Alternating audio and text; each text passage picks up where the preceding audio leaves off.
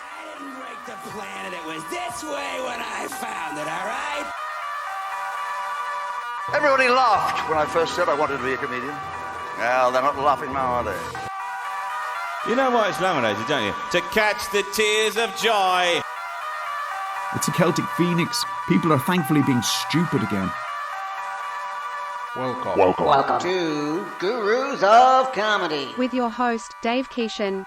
And welcome to Gurus of Comedy. I'm your host, Dave Keeshan. Thanks very much for turning up today. I'm on the phone to Australia with an old friend of mine, Mark Williamson. How are you getting on, Mark? I'm doing well, Dave. Good to hear you. Thanks very much.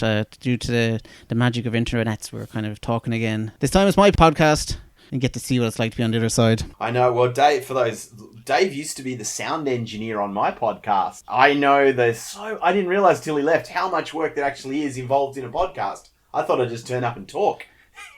Well, you get to do that today. I'll be editing this one. So what have you been up to? I left you in Sydney. You were doing a bit of stand-up. You kind of started up your own website. Yeah, well, yeah. How long have you been gone now? Is it 4 years? 5? 7 years. 7. Just time flies when you're having fun. I'm still doing stand-up. I moved into, I think I'm a satirist now. I have a website called theunaustralian.net, and on the social media we're at the Unoz, and we do political satire. So we have had a few articles that have gone worldwide, including in Ireland as well.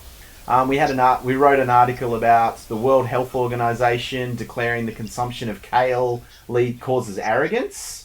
That one got retweeted by a mate of yours, William Shatner, and yeah, that sort of sent us a bit big. The Shat, okay. I saw him recently. He was in Dublin 2 days before the lockdown here. I kind of was very twitchy about whether or not I should even go into this mass room full of people, but it was William Shatner, so I kind of had to. Was it the big theatre because I went to Ireland 2 years ago now, and you wouldn't come to was it the same theatre? No.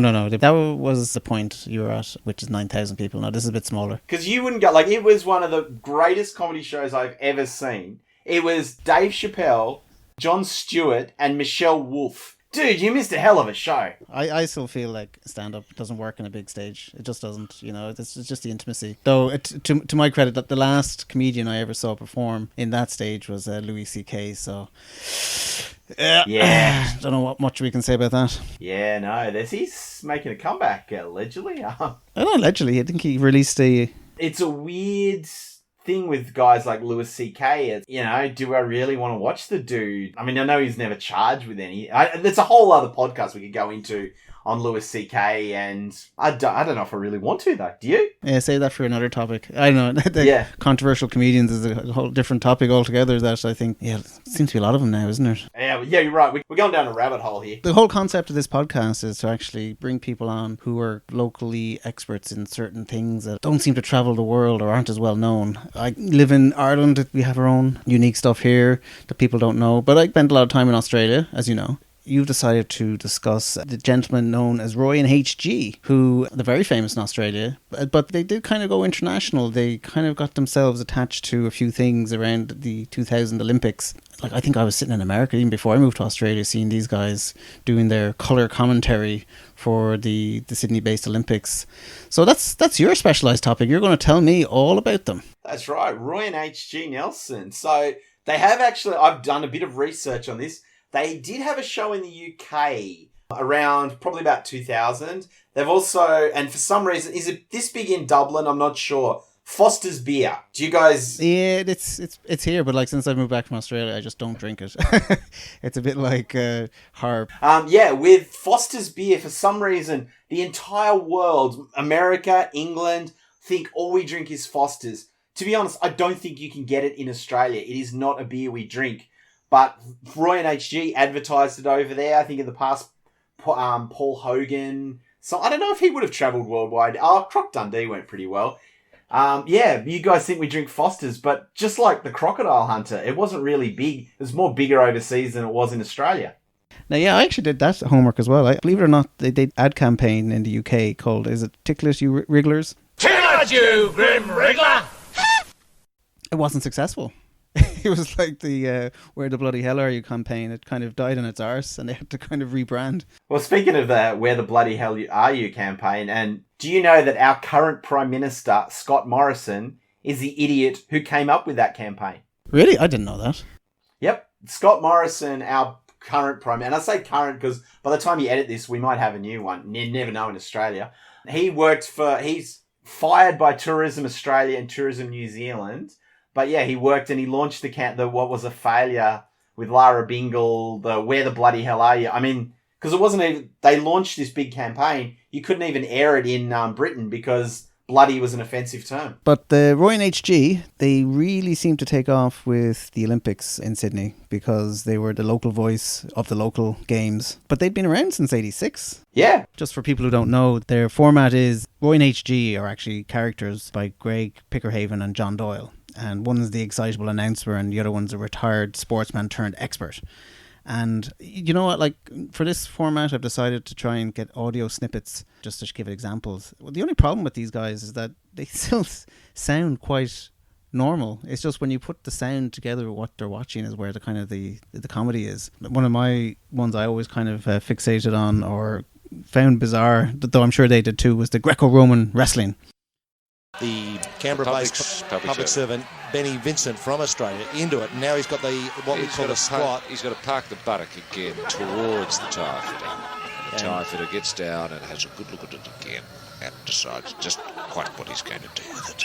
And they're underway again in the 97-kilogram class. These are big lads, and I think there should be a. Well, see, I would like. He's now gone to 11 points. Yes. He actually controlled him there. And there's 2 minutes. No, that's the end of the bout. That's it. Yeah. So prior to the Olympics, they used to have the radio show. So it used to be on Triple J, which is our youth station over here on a Sunday arvo. And they'd do a 3-hour sports show. And it's fanciful and it was improv. But I think the magic behind it, HG describes their show as making the serious trivial and the trivial serious. So they'd take issues that are so stupid, but they could just talk about it in such a convincing manner that you believe that Roy is this champion sportsman. And, this week at the moment, have you guys, all your sports stopped at the moment due to COVID? I think there's one or two being done behind closed doors, but yeah, I'd hate to be a sports presenter with a radio show at the moment, just trying to fill that dead time. They're still putting them on. It's like, yeah, you got a contract to fill, so get on there. Well, in Australia, we've got no sport, and for us, it's killing most of the nation. But the NRL, the National Rugby League, they are desperately trying to get back up and going because they need the money from the TV rights. So there's this big campaign they want to, because most people know you can't play rugby while socially distancing. So there's that whole argument about that, and they're trying to figure out the logistics. Now, it's quite a serious discussion about it because we're talking hundreds of millions of dollars, health and safety. But Roy and HG, they've been leading the campaign on their radio show because they're still on air over here. And they're talking about getting a royal commission into getting rugby going. They want politicians. There's a talk over here, and I think the UFC did it, but the NRL seriously want to get a rugby league island where they get all their players on an island and play for the duration of this thing. And Roy and HG are leading the charge to the point you listen to them and you believe that they could get this done. Problem is that they're playing it up for satire. But people could completely believe it and say, yeah, I want my sport back. Well, Fox News in America is owned by Rupert Murdoch, who's Australian, but not for tax purposes. And all the papers in Australia, so the Sydney paper is called the Daily Telegraph, which he owns, and it's borderline satire, except the people writing it don't realise it. Like, they are just leading the charge to get rugby up and running. And you would think, like, we're talking pages of coverage. They're diminishing health experts. They're diminishing premiers. How dare they stop this sport? It's utter ridicule. But you weigh that up with what Roy and HG say. And for satirists, they're not that far off what the actual real media is doing. Well, I think like everybody's just, this is so bizarre that you kind of, it's gone so extreme that even to write the satire, it still sounds like the reality. It's true. Like with the Un-Australian, we write the amount of articles you have where people actually think it's news is quite high at the moment, because you get people arguing and it's like, dude, it's a satire page, but they don't and then you look at it and go, oh, maybe they have a point. Maybe it's not far off what is actually happening.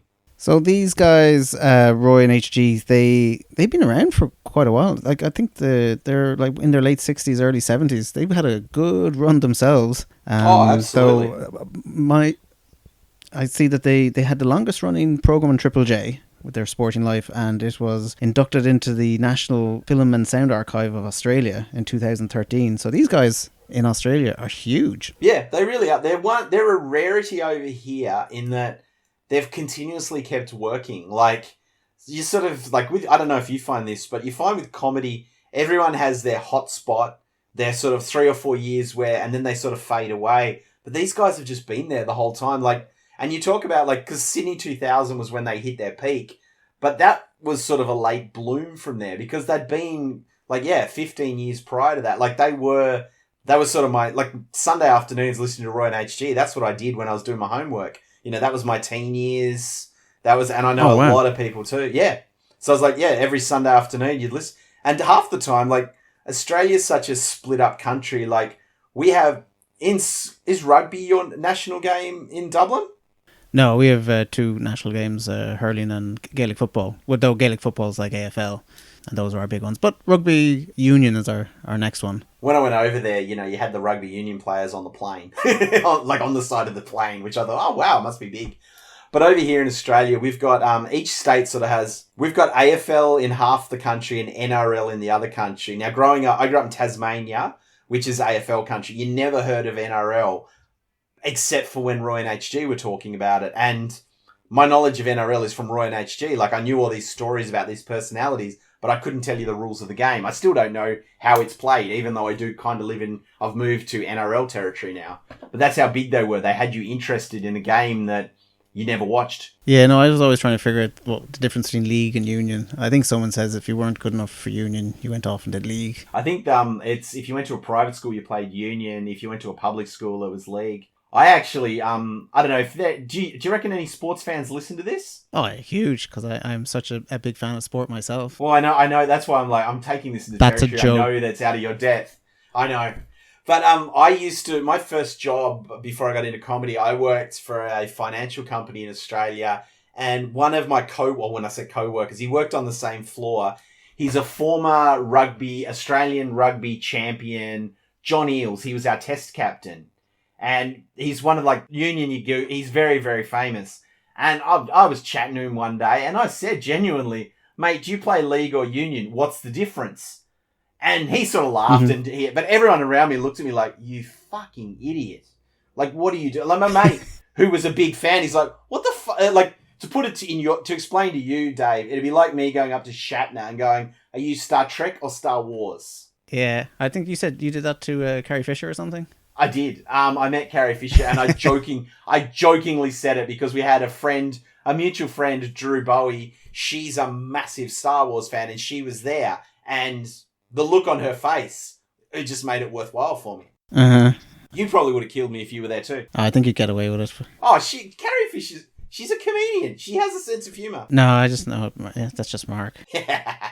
My pedigree for rugby is I went to one of those private rugby schools. My accountancy teacher became the head coach of Ireland at some point, and I was sitting in Australia watching Declan Kidney speaking about some games against Australia, and I was like, what the hell is my accountancy teacher doing on TV? Weird. Oh, wow. That's pretty fair.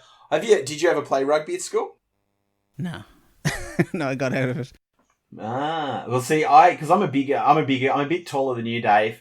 I only ever played one game of rugby. Our first 15 got hit with the flu or something, so they needed fill-ins for one game. Now, being big, I played water polo, so they said, oh, you'll play. I did not know the rules, so first thing, I'm running, I get the ball, I go, what do I do? What do I do? They go, put it down.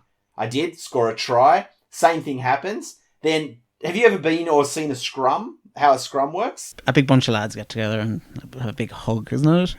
Yeah, it's something like that. So I'm in a scrum, right? The ball comes in. Now, I think naturally, maybe it's the team that kicks it the hardest gets the ball out. So I kick the ball as hard as I can right into the other guy. The next thing I know, everyone's shouting, who kicked it? Who kicked it? And I realised I've done the wrong thing. I go, yeah, who kicked it? We got the penalty because of my misdeed. And yeah, so 3 touches in rugby, we won the game, and I've never played again. Best way to the top, you know. Yeah, it's the best way. But now what you see there, I've told a legitimate story with a bit of spin. If Roy was telling this story, it would be intentional. It'd be he'd build it up a lot more, and that is the art of Roy and HG, taking sort of the seemingly unbelievable and making it believable. Well, I find like it's actually the format, the commentator over sport, but like the fake commentary. There's a bit of a precedent out there. One of my favorites, actually, I personally am a cyclist. I like cycling, and I've always liked watching the Tour de France. It's just kind of nice and relaxing. But I always find it must be a nightmare of a job to fill all that airtime. But the guy who does it, he's just really good at it. Name's blanking right now. Phil Liggett? But Alan Partridge, he started his career as a fake sports presenter, and one of his first segments was actually doing a coverage of cycling. But of course, with being Partridge, he has no idea what's going on. When it's cycling championships you're after, you can't say fairer than the Tour de France. Dive Brandau there in the lead, swaying from side to side in his own inimitable bike riding way. Klaus Bin there on the inside, pumping away with those gristle-like muscly legs inside those tight lycra shorts, which have become his trademark. I don't know what this man is playing at. There's no way. Surely the judges must come down like a ton of bricks on that. Carrying bikes on top of a car is not a sportsmanlike way to run this race. You join me in the helicopter now as we look down on these cyclists that look somehow like cattle in a mad way, but cattle on bikes. And there's Sven Gunsen, closely followed by his great friend and teammate Klaus Bin.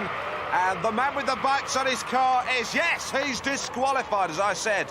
And Klaus Bin there wins, riding non-handed. No need for that.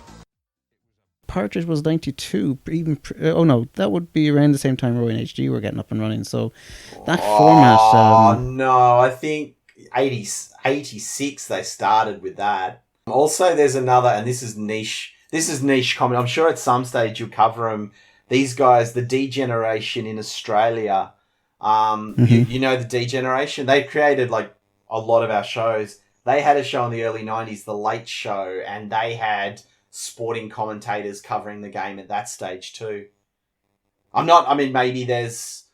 sure it's independent thought, because I doubt Partridge back in 92 saw Roy and HG and vice versa. I don't know, did you ever see the World Stare-Out Championships? It's a picture of two black and white pictures of two guys just staring at each other, and it's meant to be like, see who'll blink first.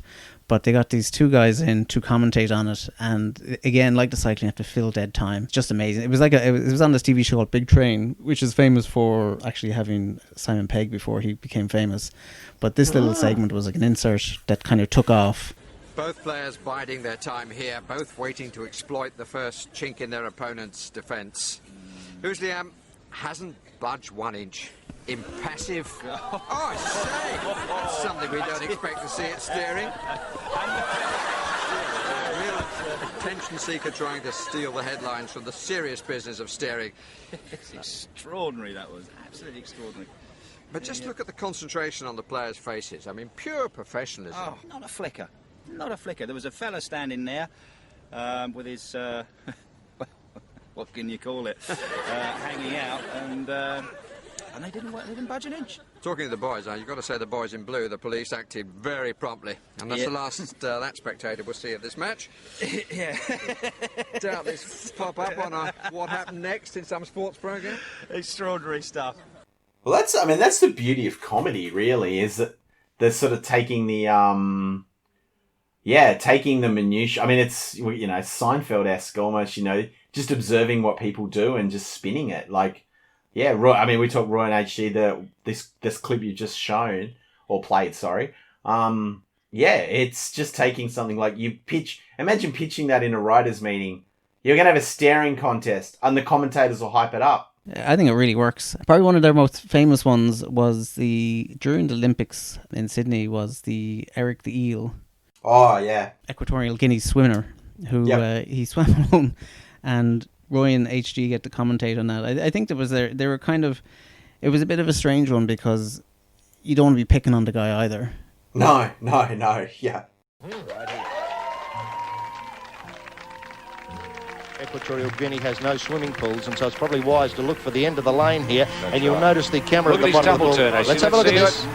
Yes. A little bit slow, but he's got the right idea. He's got the mechanics of it down, Roy, and this is the Olympic spirit writ large here at the Sydney Aquatic Centre this morning in Heat 1 of the 100 metres free, as we see a one-competitor race. Sole competitor from Equatorial Guinea, Eric Musambani. Roy, bring it home. Bring the boy home, Roy. It's only the clock is beating now, HG. Let's see if he can get a record. Let's see if he can get a record. Now, we know the world record's about 48 seconds still, something like that. Correct. He's up to 1:07. We thought he'd struggle in the last half of the second lap, HG, and he is. Here he comes now. Come on, Eric. He's got a chance to get the Equatorial Guinea record, though, and I think he's right on target for the Equatorial Guinea record. What is the Equatorial Guinea record, in the making. It's about 151? 153, I think, Roy. 153.80, which Eric holds. Here's a very big chance. He's got a very big chance to go under the Equatorial Guinea record. Come on, here. Eric. Heat 1 of the 100 metres free here at the City Come on, Eric, put in. A lot of support here today. Go, Eric. Go, Eric. Eric. Bring it in. Come on, Eric. Come on, Eric. You can get there. Two laps, man. You've only got a little bit left. There's the end of the pool. Come on, There's Eric. the line. Look at the world records down in the corner. 48.80. Forget that. That's meaningless now. Come on, Eric. You can show. Can he do it? Come on, Phil. He's got an Equatorial Guinea record smashed here at the Sydney Aquatic Centre by the great Eric Musambani. Forget Thorpe. Forget Klim. Focus on Eric. Them's fighting words. Forget Thorpe. Now, Yep. I'm surprised they didn't get lynched for that. It's funny. That took me back. I can picture him doing that swim too. Because like I played water polo, but I was never a quick swimmer. Even I probably would have beaten Eric. I know I would have beaten Eric Deal in that race. But yeah, taking something that, a guy struggling to do, what was it, 50? Did he do 50 or was it 100 metres? Surely it'd be 50 because 100 would just be cruel. No, I think it was the full 100. Full 100, yeah. So No, I had to do the kick. Yeah, that's exactly Roy and H. But that's sort of the Australian way too. Like, I think there is a distinct. If you were to sort of look at the Australian sense of humour, we can be mean but not seem to be. Like, we do sort of take the mickey. Well, Aussies always have that kind of, straight kind of fair dinkum. Don't go for too much excessive expression, Yeah, but we've also got that one where, like, if we're playing with someone, and it's usually why Paul Hogan works very well overseas with the Americans. You tend to, I don't know if you find this, when you talk to an American, they like to talk. So as an Australian, you sort of lead them a little bit and give them enough rope and they sort of inevitably hang themselves. And I think Roy and HG sort of demonstrate that with HG is the man to sort of, because Roy and HG, I know we're looking at their Olympics coverage here, but their radio show is essentially HG sets the format up and he'll prod Roy along. Like, he'll be like, oh, do you remember when you played for the Lithgow Shamrocks in 72? What was it that Stomper Staines, your coach, said to you? And then Roy sort of will spring on with that and HG sort of directs it. And it really is just, it's an amazing how they get this, because you genuinely believe, like they talk about the champion racehorse that they used to race, Rooting King. And the stories they tell about this horse are just so ridiculous. Yeah, the name, for instance, Rooting King.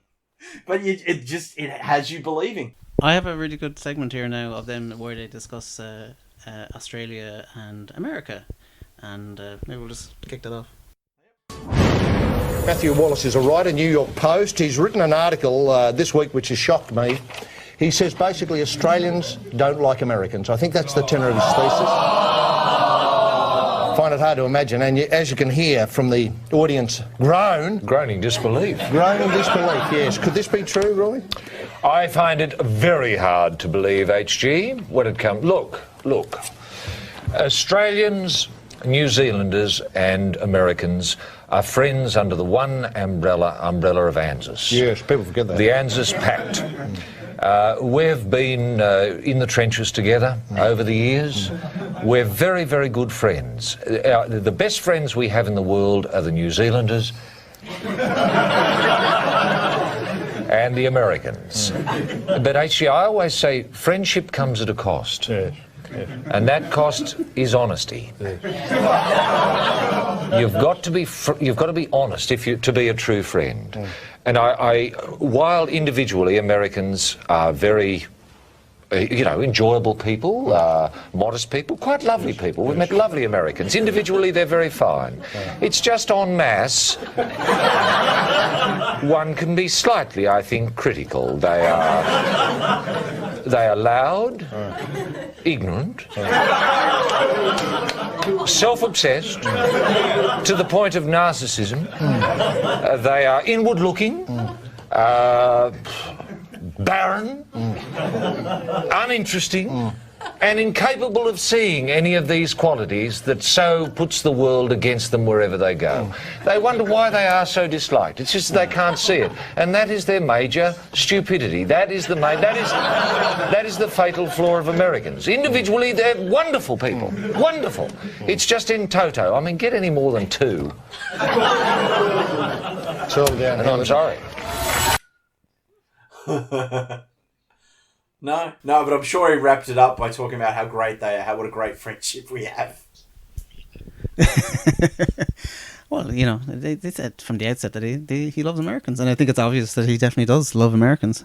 Oh, I think the funny thing in there is when he said New Zealand, because there's many times I've heard Roy say, I hate New Zealand. I hate everything it stands for. I just detest it. And he'll go on a rant about New Zealand. Oh, okay. Well, I suppose everything's fair game. Yeah, that's true. To wrap up, so these guys they're still going. So I've heard that they're back on the ABC. Yeah. They have their own podcast now, or their own radio show that's coming out as a podcast. What's it called? It's Bludging on the Blind Side. Bludgeon on the Blind Side. These guys are still going, and it looks like they'll never stop until they get kicked off the radio. But you know, these guys. I don't think that. I think it'll be because they've been different networks over the years. I think that, to be honest, I think they'll be making content until they're put out in boxes. Well, I suppose that's a good way. They definitely seem to enjoy it. I mean, there's how many podcasts are there in the? They're still they're probably the only one I listen to religiously at the moment. Except for yours, Dave, of course. I would hope that this is the top of your list, Mark. Second after Roy and HG, as you understand. So that's been Roy and HG. I thank Mark for coming on to have a bit of a chat about these guys. Do you have anything extra you want to add before we finish up? Oh, if you want to follow me on Twitter at MW Chat Show, or follow The Unoz on Facebook, it's The Unoz. I don't bother with Instagram. I'm too old for that. Too old. Cool. And yeah, so this is our Gurus of Comedy podcast. Thank you for joining us today. We're on all the socials now. I spent all of last week trying to hit Deezer and Spotify and iTunes and Google and whatever else is out there. I'm sure there's probably about 7 I'm still missing, but if you find us, add us, like us, and goodbye.